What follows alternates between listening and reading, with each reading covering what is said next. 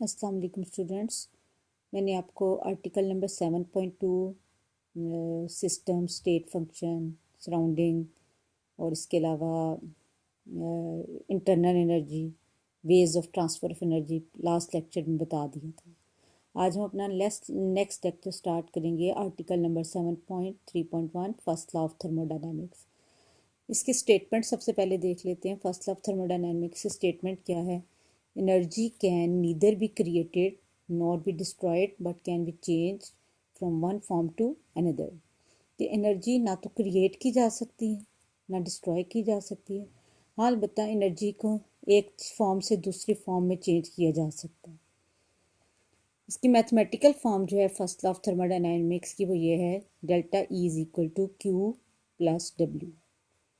Delta E stand करता है change in internal energy के लिए, क्यू स्टैंड करता है हीट एब्जॉर्ब के लिए और डब्ल्यू स्टैंड करता है वर्क डन के लिए।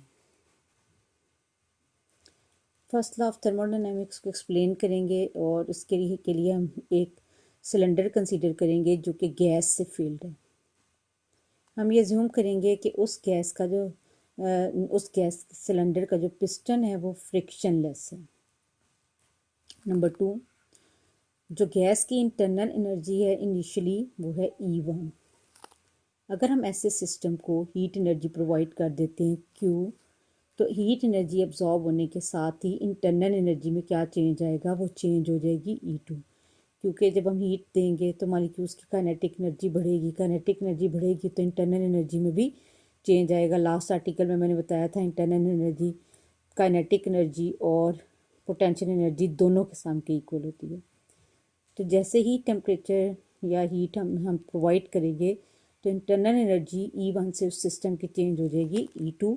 जैसे कि मैंने बताया था कि पिस्टन फ्रिक्शनलेस है, मूवेबल है, तो जैसे ही काइनेटिक एनर्जी मॉलिक्यूल्स की बढ़ेगी, इंटरनल एनर्जी बढ़कर E2 हो जाएगी, तो मॉलिक्यूल्स एक दूसरे से काइनेटिक एनर्जी बढ़ जाने की वजह से अवे मूव करेंगे, वॉल्यूम गैस का बढ़ जाएगा और पिस्टन जो है वो ऊपर की तरफ जो है वो मूव हो जाएगा। फर्ज कर लेते हैं ये गैस का सिलेंडर था, हमने इसको हीट एनर्जी सप्लाई की। पहले इसका वॉल्यूम V1 था, लेकिन जब ये एक्सपेंड करेगी तो इसका नया वॉल्यूम पिस्टन को मूव कर देगा ऊपर की तरफ से और इसकी वजह से इसका नया वॉल्यूम हो जाएगा V2। अब जब इसकी इंटरनल एनर्जी E1 से E2 चेंज हुई तो उसको हम किस मैथमेटिकल फॉर्म से एक्सप्रेस कर सकते हैं? डेल्टा ई दो चीज़ों का सम है, हीट एब्जॉर्ब और वर्क डन। वर्क डन मैंने बताया था पहले भी, केमिस्ट्री में जब भी हम वर्क डन की बात करते हैं तो हम प्रेशर वॉल्यूम वर्क लेते हैं, तो P इंटू डेल्टा वी। जब हम W की वैल्यू पुट करेंगे P डेल्टा वी तो ये एक्सप्रेशन बन जाएगा delta E is equal to Q plus P into delta V. अभी अभी मैंने आपको बताया है कि गैस को हम जब हीट एनर्जी प्रोवाइड करेंगे तो गैस एक्सपेंड हो जाएगी, क्योंकि इंटरनल एनर्जी E2 बढ़ेगी, काइनेटिक एनर्जी बढ़ जाएगी। तो एक्सपेंशन वर्क को हमेशा हम कौन से साइन से लेते हैं? नेगेटिव साइन से। तो ये इक्वेशन क्या बन जाएगी? Delta E is equal to Q minus P into delta V. अब हम अज्यूम करते हैं कि यही सिस्टम जो है वो कांस्टेंट वॉल्यूम पर है। कांस्टेंट वॉल्यूम पे सिस्टम को स्टडी करने के लिए हम गैस को सिलेंडर में डालेंगे, लेकिन उसके लिए फ्रिक्शनलेस पिस्टन लेने की बजाय फिक्स पिस्टन लेंगे। जब पिस्टन फिक्स होगा तो हम अमाउंट ऑफ हीट एनर्जी अगर क्यू सिस्टम को प्रोवाइड करेंगे, इंटरनल एनर्जी E1 से E2 में चेंज होगी, तो वो मॉलिक्यूल्स जो हैं, चूँकि पिस्टन ऊपर से फिक्स होगा, गैस को एक्सपेंड नहीं होने देंगे। जैसे पहले भी मैंने बताया था कि अगर फ्रिक्शनलेस पिस्टन होगा तो फिर गैस क्या करेगी? एक्सपेंशन वर्क करेगी। लेकिन अगर हम एक सिस्टम को कांस्टेंट वॉल्यूम पे स्टडी करना चाहते हैं तो हमें सिस्टम में क्या चेंज लेना पड़ेगा? Fix piston. फिक्स पिस्टन क्या होगा? वो जो बिल्कुल मूव ना कर सके। फिर क्या होगा? जब पिस्टन ही मूव नहीं कर सकेगा तो वॉल्यूम जो है वो चेंज नहीं हो पाएगा। इस केस में क्या हो जाएगा? डेल्टा वी ज़ीरो हो जाएगा। अभी मैंने आपको बताया था डेल्टा ई की जो इक्वेशन है वो क्या, कि डेल्टा ई जो है चेंज इन इंटरनल एनर्जी, वो दो चीज़ों का सम होता है, Q plus work done P into delta we होके इक्वल होता है। अगर हम एक सिस्टम को कांस्टेंट वॉल्यूम के ऊपर वर्क करवाएंगे तो कांस्टेंट वॉल्यूम का क्या मतलब है? V1 जो है वो भी वही होगा, V2 भी वही होगा, तो डेल्टा वी क्या हो जाएगा? Zero. Change in volume constant volume वाले सिस्टम में ज़ीरो हो जाएगा। जब डेल्टा वी ज़ीरो होगा तो ये पूरा फैक्टर P डेल्टा वी का ज़ीरो हो जाएगा और ऐसे केस में डेल्टा ई की हो जाएगी क्यू के इक्वल। इस क्यू को हम क्यू वी भी कह सकते हैं, इसके साथ हम वी छोटा सा लगा सकते हैं, delta E is equal to Q V. अब ये आपको एक बड़ा डीप मीनिंग कन्वे कर रहा है ये आपको डीप मीनिंग क्या कन्वे कर रहा है कि ऐसा सिस्टम जो कि कांस्टेंट वॉल्यूम पे अपनी हीट एनर्जी को एब्जॉर्ब करेगा वो वर्क नहीं कर पाएगा। क्यों वर्क नहीं कर पाएगा? क्योंकि डेल्टा वी ज़ीरो हो जाएगा तो पी डेल्टा वी भी ज़ीरो हो जाएगा। तो ऐसे केस में जितनी भी हीट एनर्जी हम सिस्टम को देंगे वो सिर्फ और सिर्फ इंटरनल एनर्जी को तो चेंज कर देगी E1 से E2, लेकिन चूंकि गैस एक्सपेंड नहीं हो पाएगी पी डेल्टा वी का फैक्टर ज़ीरो हो जाएगा। तो सारी की सारी हीट एब्जॉर्ब कन्वर्ट हो जाएगी या चेंज यूज़ हो जाएगी इन चेंजिंग इंटरनल एनर्जी। तो amount of heat absorbed at constant volume is always equal to change in internal energy. लेकिन वैसे मैंने जो पिछला सिस्टम आपको बताया था वहाँ पे मैंने आपको ये बताया था कि जब भी कोई सिस्टम हीट एनर्जी एब्जॉर्ब करेगा ऐसे सिस्टम के अंदर जिसका मूवेबल पिस्टन होगा तो वहाँ पे गैस की इंटरनल एनर्जी E1 से E2 में चेंज होगी और गैस एक्सपेंड भी करेगी, वर्क भी करेगी। लेकिन यहाँ पे क्या हुआ कि हमने सिस्टम को कांस्टेंट वॉल्यूम पे जब वर्क करवाया तो delta E Q plus W का सम नहीं रहा, पूरा पी डेल्टा वी का फैक्टर ज़ीरो हो गया। यहाँ पे डेल्टा ई सिर्फ किसके इक्वल हो गए? Q we. क्यू वी किसके लिए स्टैंड कर रहा है? Amount of heat absorbed at constant volume. यानी कि ये बात सिर्फ कब ट्रू होगी? जब हम अमाउंट ऑफ हीट एब्जॉर्ब करवा रहे होंगे सिस्टम में कांस्टेंट वॉल्यूम। तो वो जो हीट एनर्जी होगी वो सिर्फ और सिर्फ इंटरनल एनर्जी को चेंज करेगी E1 से E2। तो यहाँ से हमने क्या कंक्लूड किया कि it means heat absorb at constant volume is always equal to change in internal energy. अक्सर एग्जाम में क्वेश्चन लॉन्ग में आता रहा है कि एक्सप्लेन करें फर्स्ट लॉ ऑफ थर्मोडायनेमिक्स से कि heat absorb at constant volume is always equal to change in internal energy, या डायरेक्ट या मैथमेटिकल फॉर्म दे के पूछ लिया जाता है कि इसको प्रूव करें, एक्सप्लेन करें। तो ये जो मैंने आपको अभी पूरा टॉपिक पढ़ाया है, पहले फर्स्ट लॉ ऑफ थर्मोडायनामिक्स की जनरल एक्सप्लेनेशन और फिर सिस्टम एट कांस्टेंट वॉल्यूम, ये इसका पूरा आंसर है। अब हम फर्स्ट लॉ ऑफ थर्मोडायनामिक्स से एंथैल्पी को एक्सप्लेन करेंगे। एंथैल्पी का सिंबल होता है H। ये एक स्टेट फंक्शन है। मैंने अभी आपको इसके बारे में नाम तो बताया था लेकिन इसके बारे में कुछ भी एक्सप्लेन नहीं किया क्योंकि इससे पहले आपने एंथैल्पी जो है वो इसके बारे में कुछ भी नहीं पढ़ा हुआ अपने मैट्रिक लेवल पर। तो आज आप सबसे पहले एंथैल्पी देखेंगे। ये एक ऐसा स्टेट फंक्शन है जिसको हम कैपिटल ए से रिप्रेजेंट करते हैं और ये दो चीज़ों का सम होता है, इंटरनल एनर्जी का और product of pressure volume work का। तो मैथमेटिकली इसका फॉर्मूला कैसे लिखते हैं? H is equal to sum of two things. क्या है किन जो जो चीज़ों का सम है?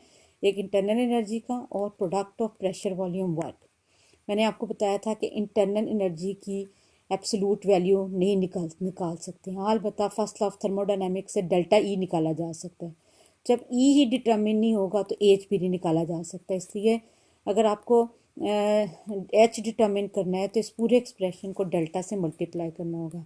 अब इस एक्सप्रेशन को आगे, इससे पहले कि हम डिटेल में लेके चलें, मैंने आपको पहले सिस्टम कांस्टेंट वॉल्यूम पे जो है एक एक्सप्लेन की है जिसमें डेल्टा ई क्यू वी के इक्वल हो जाता है।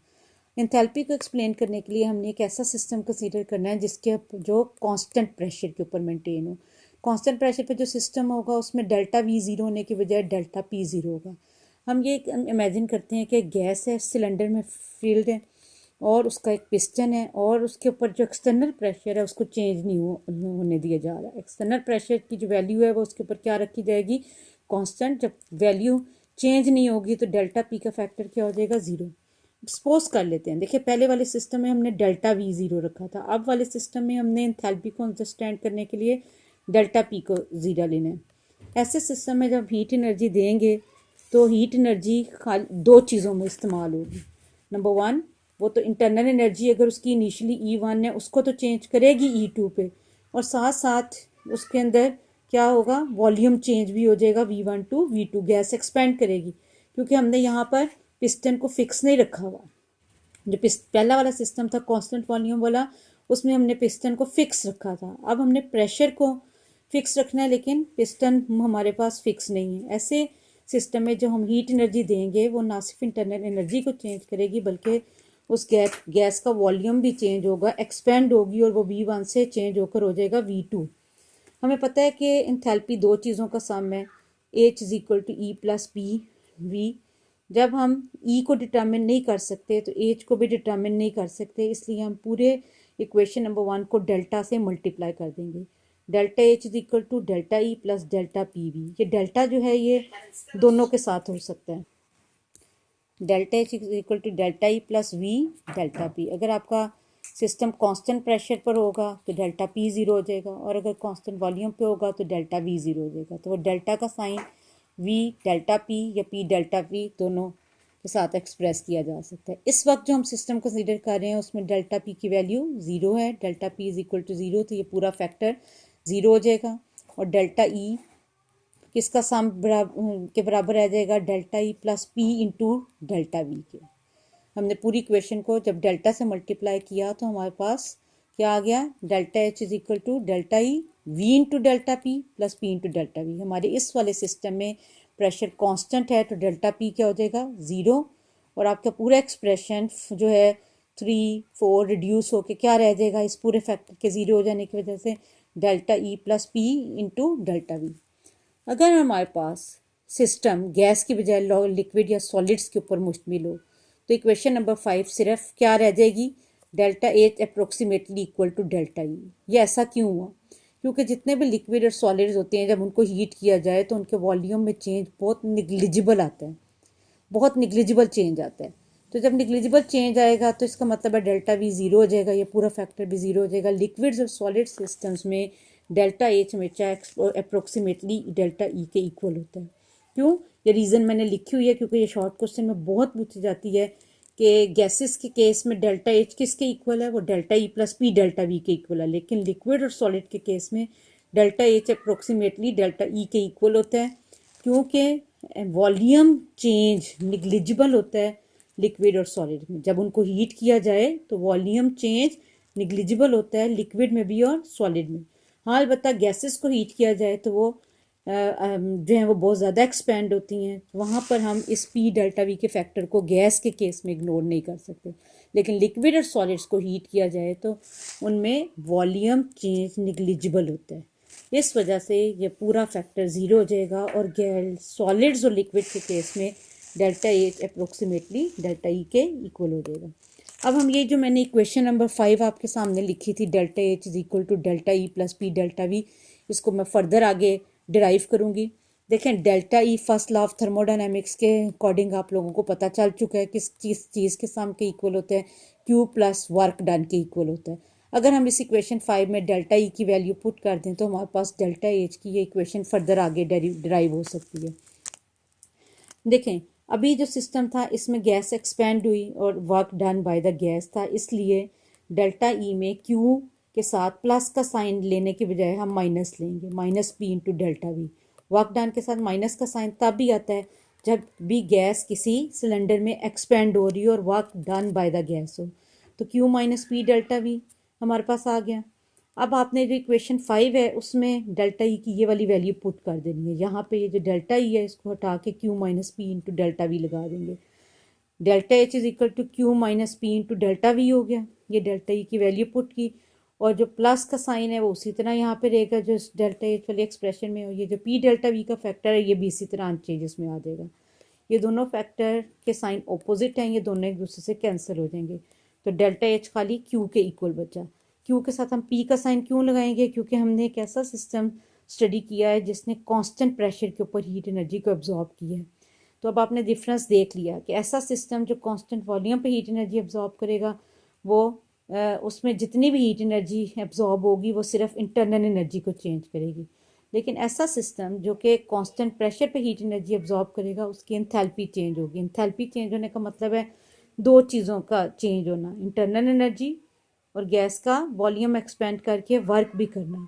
तो डेल्टा एच क्योंकि दो चीज़ों को सामना है, internal energy plus work done, वो सिस्टम जो हीट एनर्जी को कांस्टेंट प्रेशर पे एब्जॉर्ब करेगा वो इंटरनल एनर्जी के साथ साथ वर्क डन भी करेगा। या आप उसके लिए सिंपल एक वर्ड भी इस्तेमाल कर सकते हैं कि वो सिस्टम जो हीट एनर्जी कांस्टेंट प्रेशर पे एब्जॉर्ब करता है उसकी इंथैल्पी चेंज होती है, लेकिन वो जो कांस्टेंट वॉल्यूम पे हीट एब्जॉर्ब करता है उसकी खाली इंटरनल एनर्जी चेंज होती है।